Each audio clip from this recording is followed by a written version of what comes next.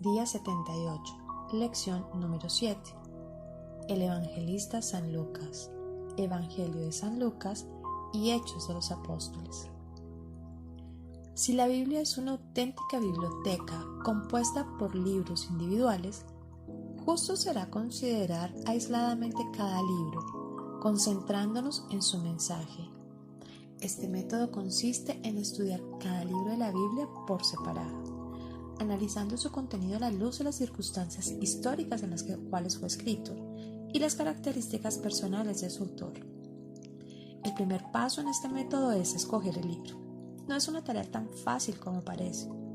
Por otra parte, no todos los libros son del mismo tamaño, lo que significa que el estudio de un solo libro puede llevarnos desde unas cuantas horas hasta varias semanas.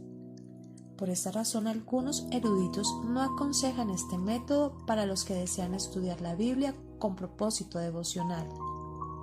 Les parece que en muchos casos se exige demasiado tiempo para concentrarse en todos los detalles y que por lo tanto se presta mejor para los que estudian la Biblia con fines académicos, como los seminaristas, pastores, profesores de la Biblia, etc. Otra razón por qué no es fácil elegir un libro para estudio reside en la extensa variedad del material bíblico. Algunos libros son cortos y llenos de exhortaciones prácticas como las cartas paulinas, mientras que otros son largos y complicados en su contenido, como las profecías de Ezequiel o Daniel. Lo más conveniente para empezar será elegir un libro corto, cuyo mensaje sea instructivo, práctico y sencillo. El segundo paso consistirá en leer de una sola sentada, no necesariamente con lentitud, ni fijándose en los detalles.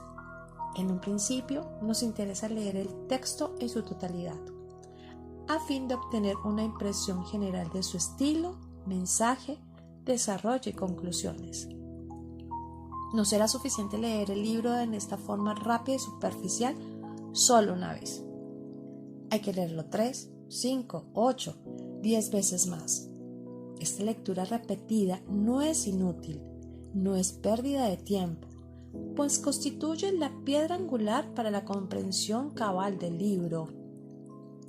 Pronto nos daremos cuenta de que cada vez que lo leemos, descubrimos con mayor claridad la organización de su contenido y el desarrollo del pensamiento del autor.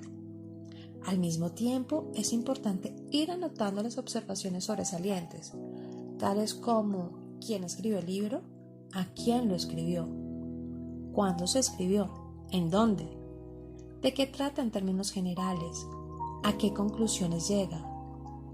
La respuesta a estas y otras preguntas similares constituyen la primera cosecha de nuestro estudio. Como paso 3, consiste en darle un título a cada capítulo. Se trata de resumir en una sola frase todo su contenido. Cuando el libro tiene pocos capítulos, se puede dar un título a cada párrafo. Esto no es difícil y sí es valioso. Al terminar, podemos asignar un solo título a todo el libro y escoger un versículo que sintetice su mensaje. Terminada la tarea de titular los capítulos, sigue una labor más interesante aún: elaborar un bosquejo del contenido del libro. Al hacerlo, llegaremos al meollo mismo del mensaje del autor. Si el estudiante no tiene mucha experiencia en la formulación de bosquejos, no se debe desanimar y mucho menos claudicar.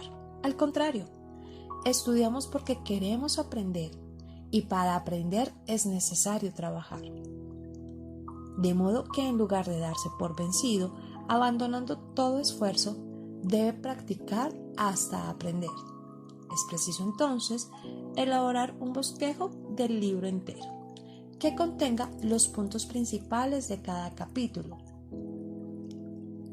A veces llegamos a un paso quinto. No es raro que el estudiante se proponga analizar cierto capítulo, pero termine estudiando uno o varios párrafos. Ese es el paso lógico a seguir. La división de los párrafos está sujeta al desarrollo del pensamiento del autor. Algunos capítulos son fáciles de dividir porque su forma literaria es prosa narrativa o parabólica, pero otros son más difíciles, pues se trata de poesía, profecía o literatura apocalíptica. Habiendo decidido qué párrafo deseamos estudiar, procedemos a poner en práctica algunos de los principios de trabajo ya mencionados. Primero, la lectura repetida del pasaje. Esto nos ayudará a observar los detalles que no logramos captar en la lectura inicial. Los personajes, lugares, cosas, tiempos, doctrinas y temas que en cada versículo se mencionan. De estos elementos surgirá la enseñanza del párrafo y el fruto de nuestro estudio. Segundo, análisis cuidadoso del contexto.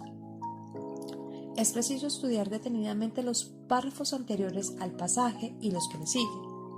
Solo así tendremos un concepto claro de lo que el escritor quiso decir.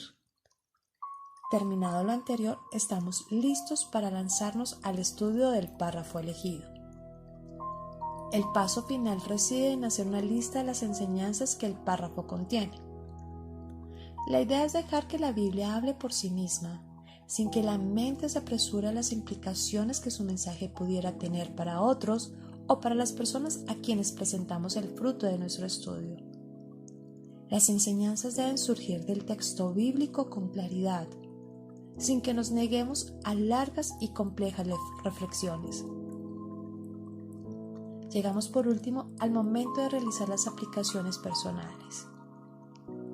Tómese en cuenta que hablamos de aplicaciones para nuestra vida, por eso las denominamos personales. No se trata de descubrir en el pasaje argumentos que nos sirvan para señalar las deficiencias en la vida de los demás. El profesor Richards, citado antes, agrega: no es necesario entenderlo todo, porque no estamos estudiando la Biblia solamente para aprenderla, sino para vivirla. Lo que sí es necesario es que respondamos a lo que entendemos, que vivamos de acuerdo con la luz que Dios nos da, de tal manera, entonces, que lo que usted llegue a entender de la Biblia será mucho más importante que lo que no entiende. A Lucas se le conoce como el Evangelio del Testigo o del Evangelizador. Una de las razones es porque su estructura es como una formación gradual del cristiano a ser testigo y evangelizador. Lucas enseña al cristiano a llevar la palabra a quien no cree. Precisamente por esto, Lucas sintió la necesidad de continuar con Hechos de los Apóstoles, para poder presentar una serie de ejemplos de catequesis y de evangelización en la iglesia primitiva.